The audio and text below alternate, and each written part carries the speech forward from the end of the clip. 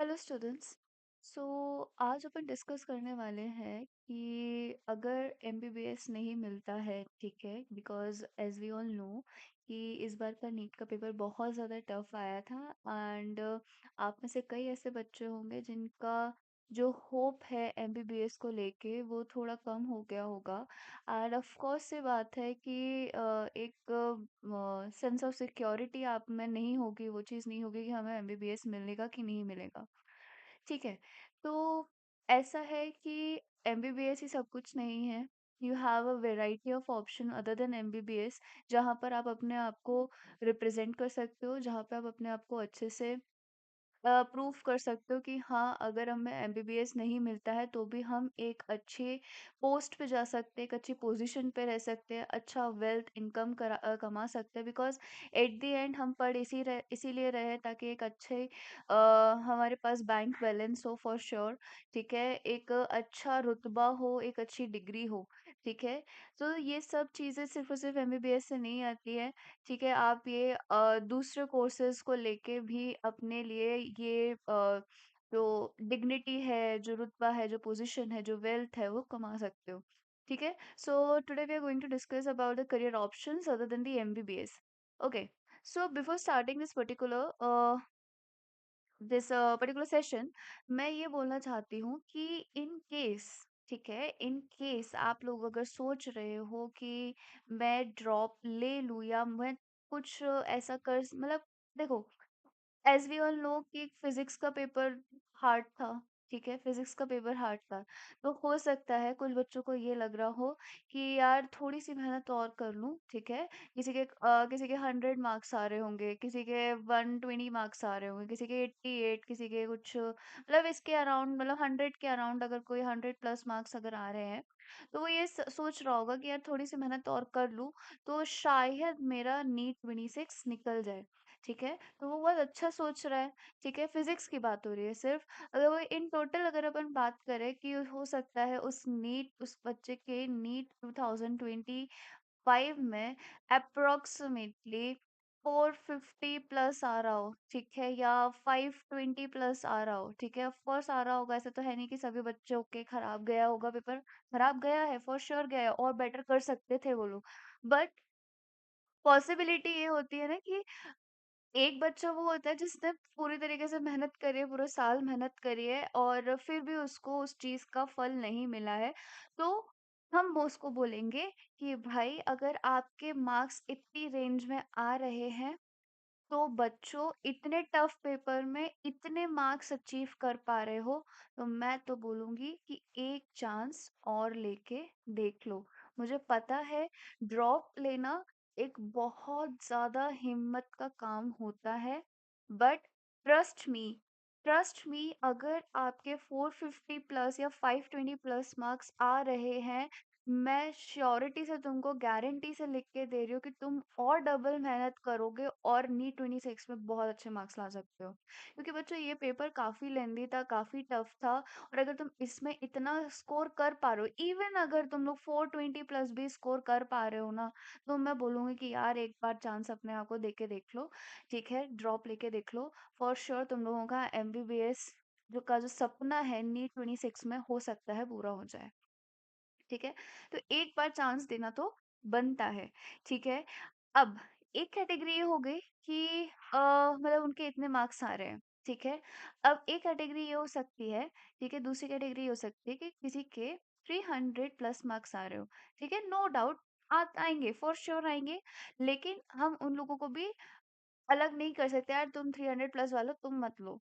ठीक है, इन लोगों के लिए एक ऑप्शन ये है, या तो किसी कारणवश उनका प्रिपरेशन नहीं हो पाई हो, तो तो आपके पास ऑप्शन ये रहता है कि आप एक फुल टाइम ड्रॉप ले लो। ठीक है, एक फुल टाइम ड्रॉप ले लो। ठीक है, या फिर एक पार्शियल ड्रॉप ले लो। ठीक है, या पार्शियल ड्रॉप ले लो। ठीक है, पार्शियल ड्रॉप ले लो। पार्शियल ड्रॉप से मेरा कहने का मतलब क्या है? पार्शियल ड्रॉप से मेरा कहने का मतलब ये है कि आप किसी एक ऐसे कॉलेज में एडमिशन लो जहाँ पे अटेंडेंस की चिंता ना हो। ठीक है, अटेंडेंस मैटर नहीं करती हो। ठीक है, सिर्फ नाम के लिए आप कॉलेज जाओ, पेपर दो, वापस आ जाओ, और फुल टाइम, पूरे का पूरा टाइम जो है, आपका बचा हुआ टाइम जो है, सिर्फ ड्रॉप को दो। मतलब सिर्फ नीट के लिए दो। ठीक है? एक काम आप ये कर सकते हो। ठीक है? सो जिनके 300 प्लस आ रहे हैं, 200 के 200 तो मैं बहुत कम हो जाएगा फॉर श्योर, बट कुछ लोग अगर कोशिश करना चाहते हैं 200 में पार्शियल ड्रॉप के लिए या फुल ड्रॉप के लिए, तो वो लोग भी कर सकते हैं, क्योंकि हमें नहीं पता कि एक्चुअल में उनकी स्थिति क्या रही होगी जिस वजह से इतने कम मार्क्स आए हैं।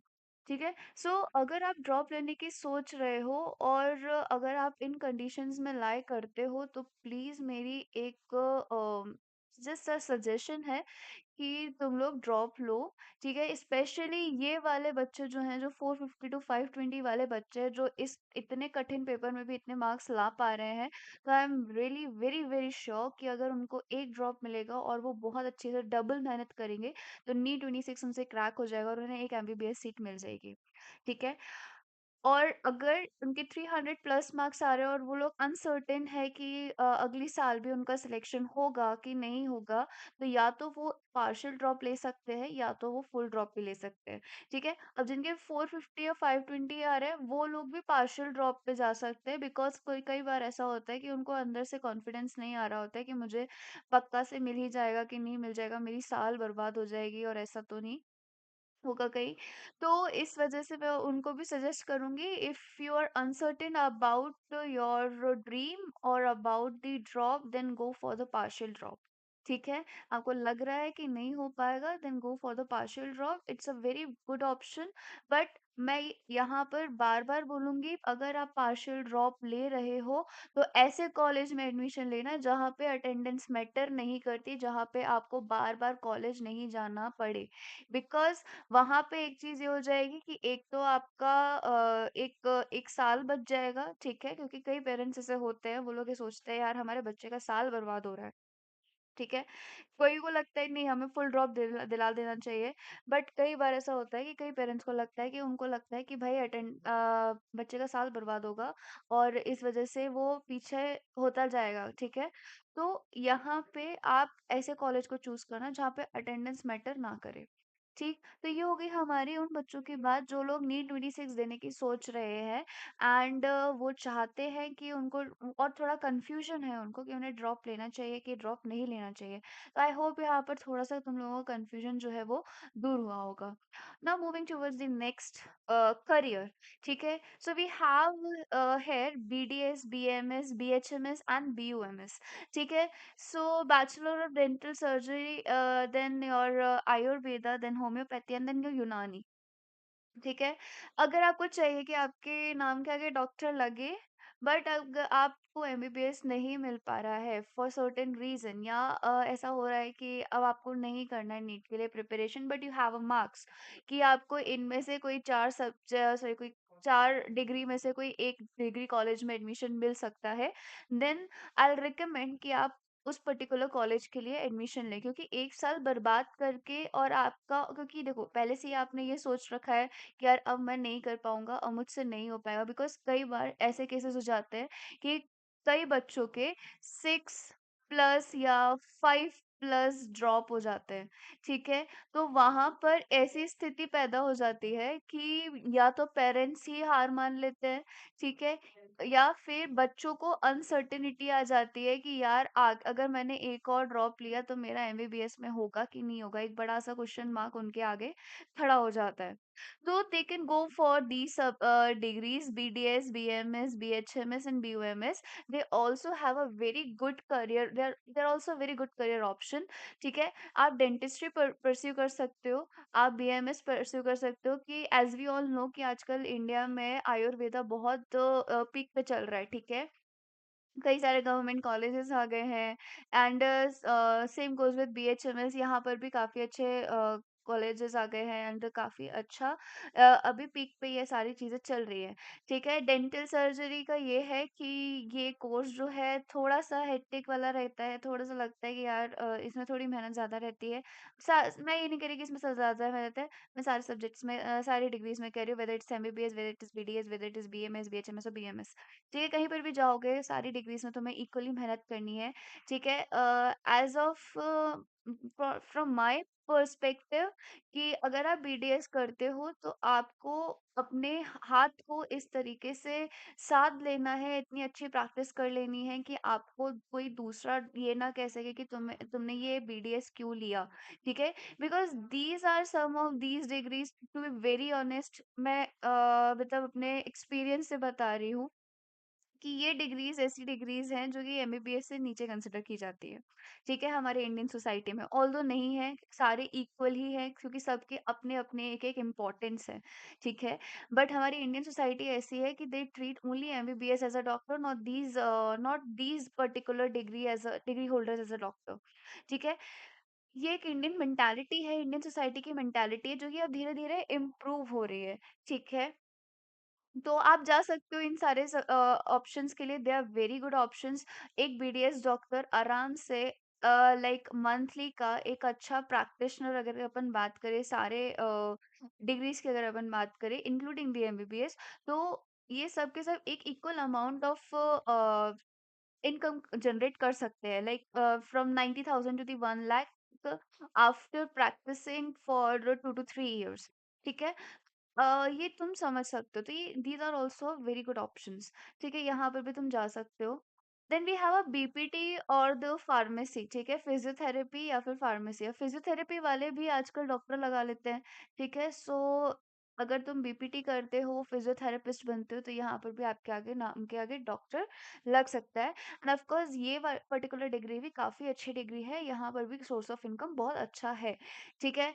Then again we have a pharmacy, यहाँ पर ऑफ कोर्स ये बात है, you all have to study about the drugs and all, ठीक है।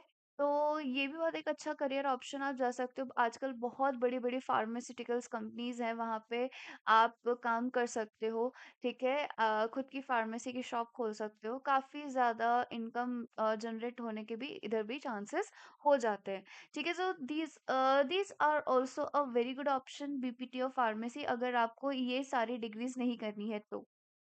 Okay, now if you move on toward the next, biotechnology, तो ये आजकल बड़ा ट्रेंड में है। बायोटेक्नोलॉजी में बीएससी करना, एमएससी करना, पोस्ट ग्रेजुएट करना, ठीक है। So you can become a biomedical engineer, ठीक है। बायोमेडिकल इंजीनियर्स बेसिकली आपके जो भी मेडिसिन में जो भी बायोलॉजी के यूज होता है, आई गेस वो सारी यूज की जाती है। एंड इसकी average salary approximately 3.5 lakh per annum के हिसाब से होते हैं। Then you can become a biochemist and micro.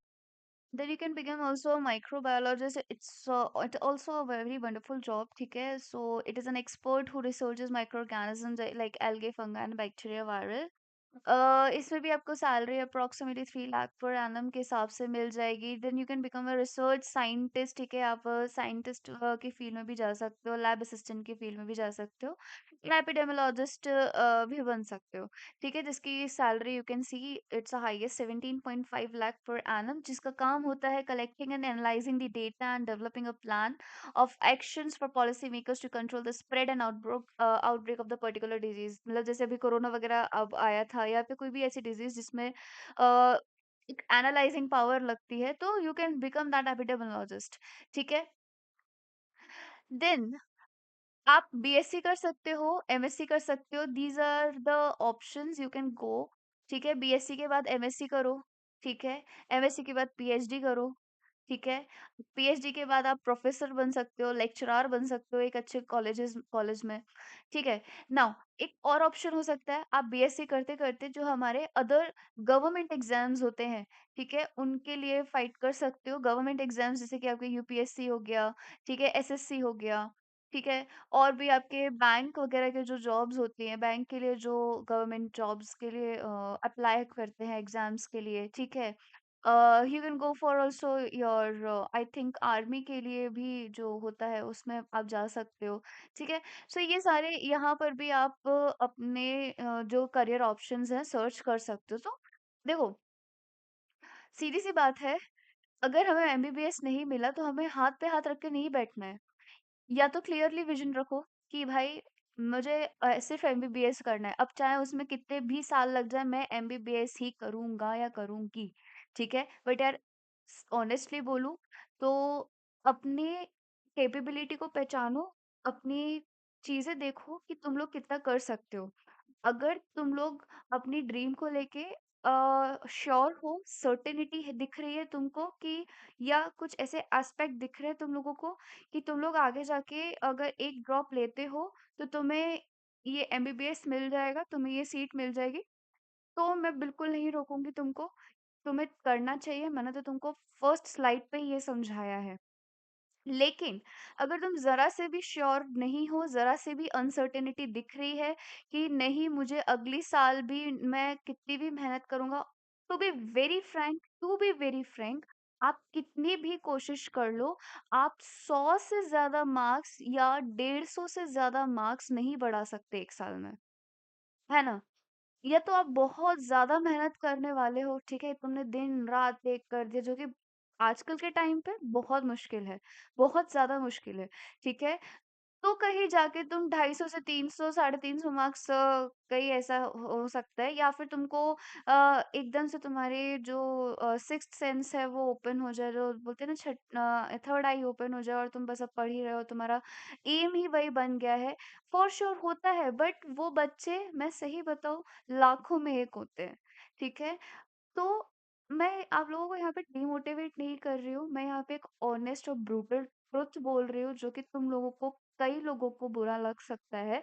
तुम लोग बोलोगे कि यार मैम किस तरीके से बात कर रही है, इस तरीके से डिमोट वैसे ही इतना पेपर गंदा गया है, ऊपर से इस तरीके की बातें वो बोल रही है। बट ये बेटा कहीं ना कहीं बोलो ना, ये एक रियलिटी है, एक ट्रुथ है कि आप एक साल में एक नॉर्मल एवरेज बच्चा जिसके ऑलरेडी 400 या 300 मार्क्स आ रहे हैं, वो 100 से 150 से ज्यादा मार्क्स बढ़ा ही नहीं सकता।